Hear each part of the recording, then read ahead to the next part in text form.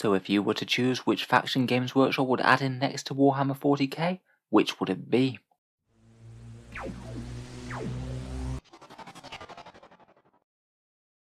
Hello and welcome back to Warspecs Tactics, where today we're talking new factions, and specifically what you guys would most like to see added into Warhammer 40K.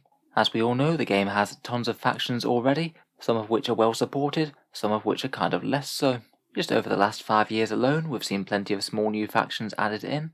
Admech, Adeptus Custodes, Death Guard, Chaos Knights, Genestealer Cults, and Death Watch. New armies of course allow Games Workshop to sell us an entire brand new line of miniatures, so it does seem likely that they will continue to do this in the future. Of course, you can certainly have the debate as to whether or not they should be adding in new factions when some of the existing ones are in dire need of attention, but I still thought it would be fun to go through people's choices for what they'd like to see next. With that in mind, I created a YouTube post and asked you to comment what faction you'd like to see added into the game. I've then been through those comments, totaled them up, and ranked them in order of percent that they were voted for, giving us a top 10 list of factions that we might see added back into the game or added anew. Here are just a few of the selections that didn't quite make it onto the top 10. The most common of these were the Hrud, who were the 11th most voted, an expansion of the Fallen Dark Angels into a full army, Rebel Grots, who I have seen quite a few converted armies for over the years, the Adeptus Arbite, the Bringers of Imperial Justice, a more expanded Tau Auxiliaries codex, and every single Chaos Legion that doesn't have its own codex was also mentioned.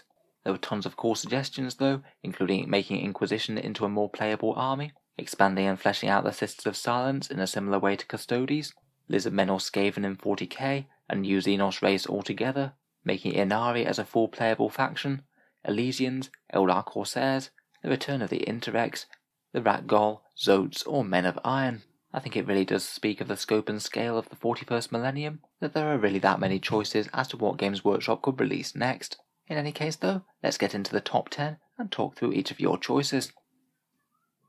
In 10th place we have the Rogue Traders, who got 5% of the vote.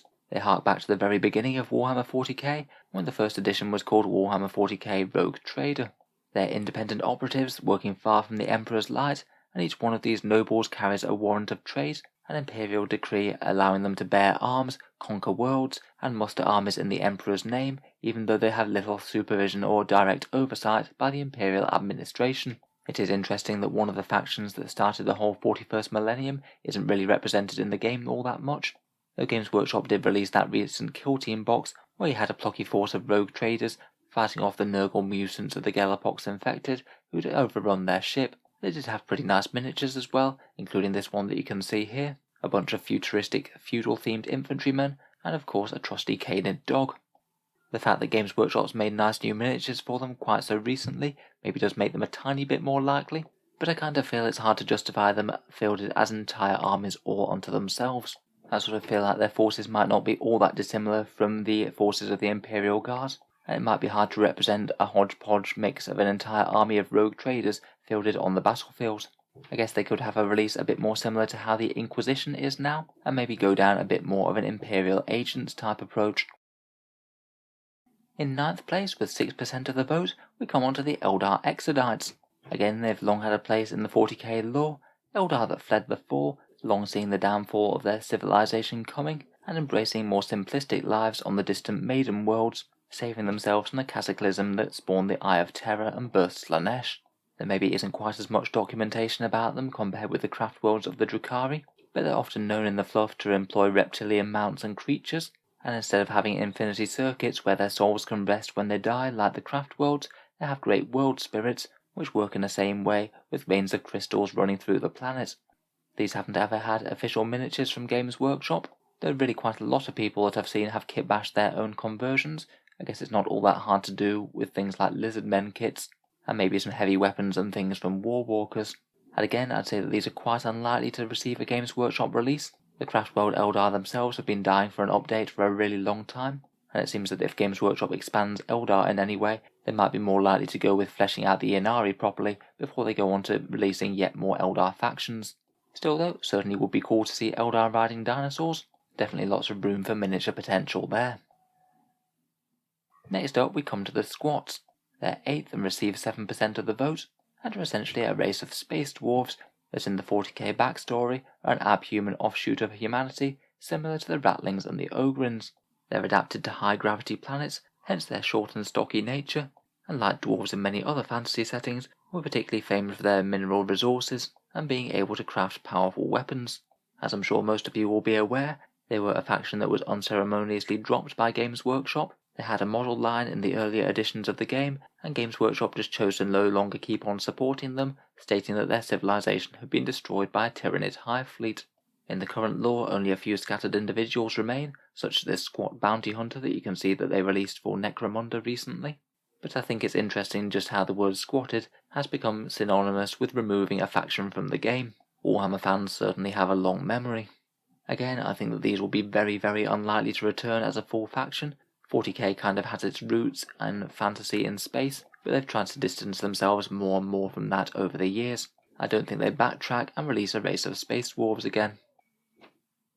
Next up, and interestingly, we have the Black Templars in 7th place, who I was a bit unsure whether or not to actually include on this list, seeing as they already are their own faction with their own models, and you can very much play them in 40k at the moment. I think the amount of people who brought up Black Templars were more referencing the fact that they wanted a codex for them, rather than just the digital index that they currently have. The Templars are of course the zealous crusading space knights, sons of Dawn and successors of Sigismund, and they do have some really cool unique lore. Fleet-bound chapters on constant crusade against the enemies of the Emperor, never stopping in purging worlds and cleaning the Xenos and heretics from the galaxy. Over the editions, they have been kind of borderline whether or not they're part of Codex Space Marines or having their own codex. A few editions ago, they did have a complete standalone codex. Then they were merged into Codex Space Marines. In 8th edition, they got some of their own rules in their own book and that Faith and Fury supplement. And now in 9th, that one's defunct, but they have their own digital index that acts as a kind of mini supplement to Codex Space Marines. They certainly haven't been all that well supported in a while, to be honest, often being slightly overlooked when Codex updates come out, and they haven't really had any new models for a while. They still have their Emperor's Champion, Helbrecht, Grimaldus, and the fairly generous size upgrade sprue that you can use to upgrade Terminators and Tactical Marines into Black Templars. So I'd certainly not say that they're technically a new faction in the game in any way, but the demand certainly seems out for them to have their own codex, and just going by the supplement system that Games Workshop has introduced, it really wouldn't be that hard to give the Black Templars a release. I honestly wouldn't be too surprised if they do see their own codex somewhere within 9th edition, maybe alongside a shiny Primaris Helbrecht, Grimaldus or Emperor's Champion. In 6th place was Legion of the Damned, that received 8% of the votes. Legion of the Damned are of course the mysterious space marines that appear to aid beleaguered Imperial forces when they're facing overwhelming odds. They seem to function very much as Imperial demons, unyielding spectres that shoot bolts of fiery ammunition and flames crackle around their power armor. Imperial scholars have been at a loss to explain the Legion, though there are many rumors, including being the Lost Firehawks chapter or even one of the Forgotten Legions whose names were stricken from the records. Miniatures wise, they were never really an army in their own right. They certainly had that long-standing metal miniatures kit where you could field damned legionnaires in basically one squad, and there were a few different options for them, such as certain heavy weapons like multi-melters. Games Workshop no longer produces that, I'm afraid, though they still have Legends rules, though these are a bit dated by today's current standards. In terms of likeliness, I certainly don't think that they're going to be coming back as an entire army, though again it's not hard to imagine Games Workshop releasing a new plastic kit for them, maybe alongside some tiny supplemental rules, either in an Imperial Agents book or maybe to download. It just seems like it could be a release that could be quite easy to sell to quite a few people, and only needs them to make one cool plastic kit. I guess could potentially be fun as a low effort release to return these guys to being a playable force on the tabletop. In 5th place we come to the World Eaters, who very fittingly received 8% of the vote. As one of the big 4 Chaos Legions that worship the individual Chaos gods, these guys are the followers of Khorne, and their demon Primarch Angron is still very much active in wars in the 41st millennium and is a massive threat to the Imperium. Their signature Khorne Berserkers are amongst the finest shock troops in the galaxy, and there are few enemies that can withstand the sheer reckless hate of a World Eater's assault. Miniature-wise at the moment, Khorne Berserkers could certainly do with an update. They're just looking distinctly subpar compared with the more recently released Chaos Space Marines at the moment.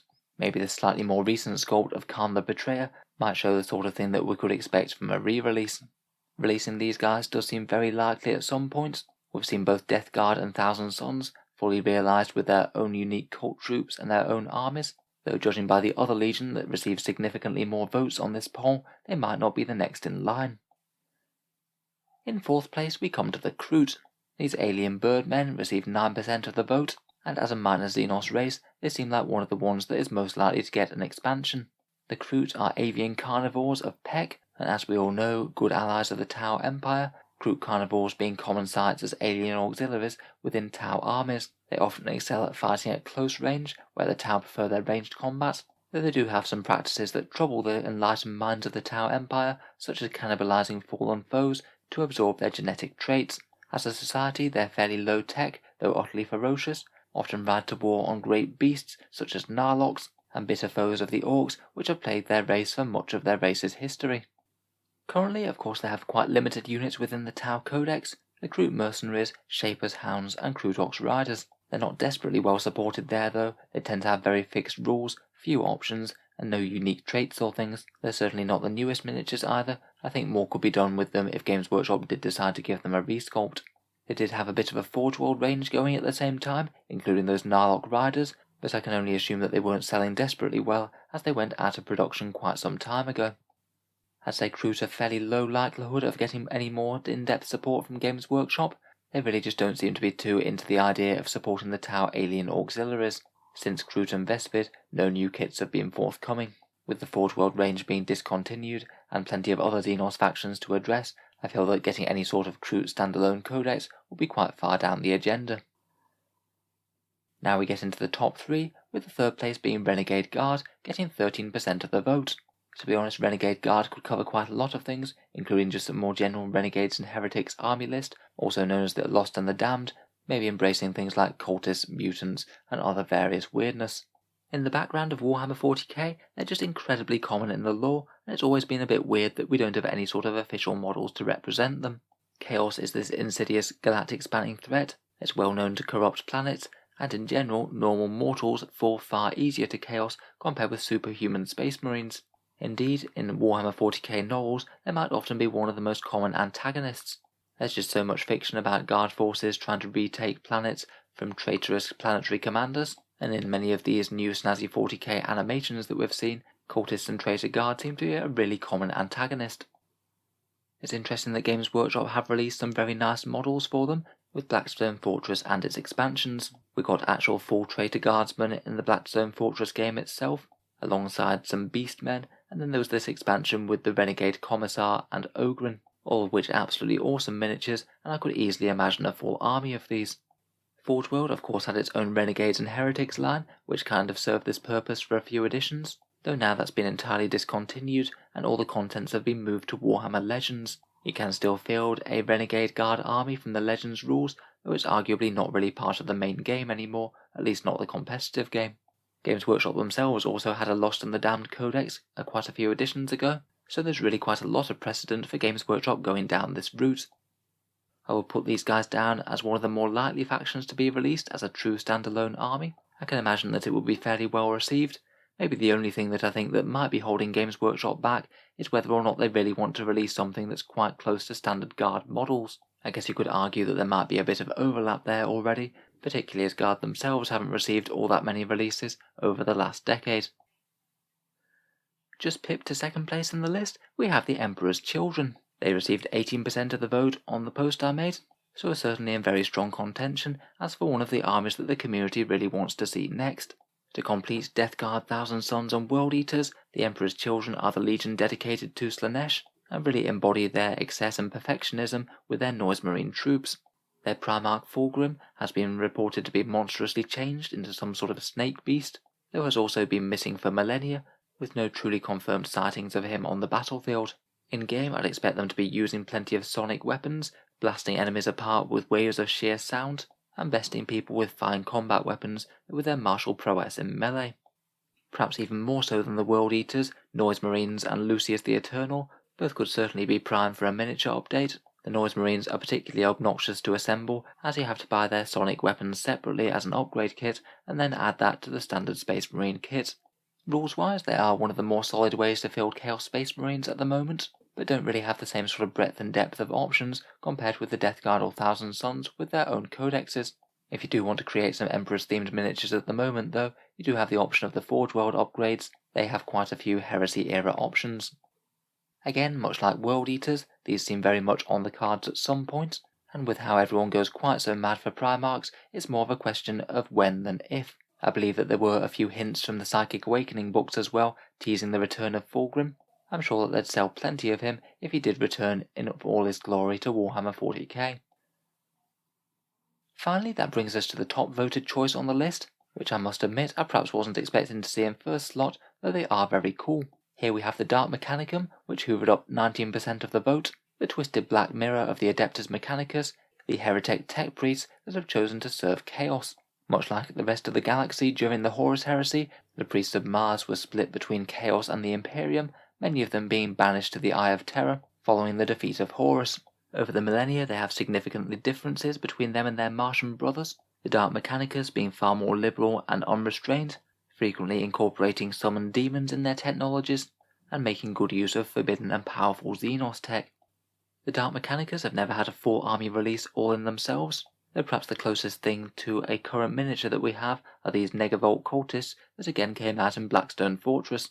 In any case, the combination of demons, Xenos tech, and the ancient technology of mankind could result in some really interesting miniatures. I imagine any dedicated models for the Dark Mechanicus would certainly look pretty freaky and disturbing. As for likelihood, I will put these a bit less likely than Emperor's Children or World Eaters, particularly as the Abmech themselves are only a fairly recent addition to Warhammer 40k, whereas the Imperial Guard have been around literally for decades, and they still haven't had their Dark Mirror faction released yet, despite them being quite so prevalent in the lore. Even so, if they really are quite this popular, it's certainly not impossible that Games Workshop might take interest. They absolutely do customer research these days, as they want to sell us as many models as possible. So let me know what you think of the list, and which armies you'd most like to see created or reimagined in Warhammer 40k. It's certainly been good fun to have a talk through some of the options. If you've enjoyed the video and you'd like to see more like it, feel free to subscribe to Auspex Tactics, where I do try and keep the regular 40k videos coming. Finally, if you have been watching my channel quite a bit and would like to help keep the videos coming, I would just like to mention that I do have a Patreon page down in the video description below. The channel's Patreon page is absolutely what gives me the time to make all of this content, so if you are enjoying regularly, any support is enormously appreciated. I wouldn't be able to do all this without the backing of the people on Patreon. I do try and give some decent rewards for backers to the channel. You get to see a video early, roughly one every week. There's regular votes to see what sort of things you want to see next on the channel, and of course you get automatic entry into the monthly prize giveaways with a chance to win some really big model kits every month. If any of that sounds good to you, or you'd just like to help support the channel, then the link is down in the video description below. In any case, a massive thank you for listening, and I'll hope to see you guys next time.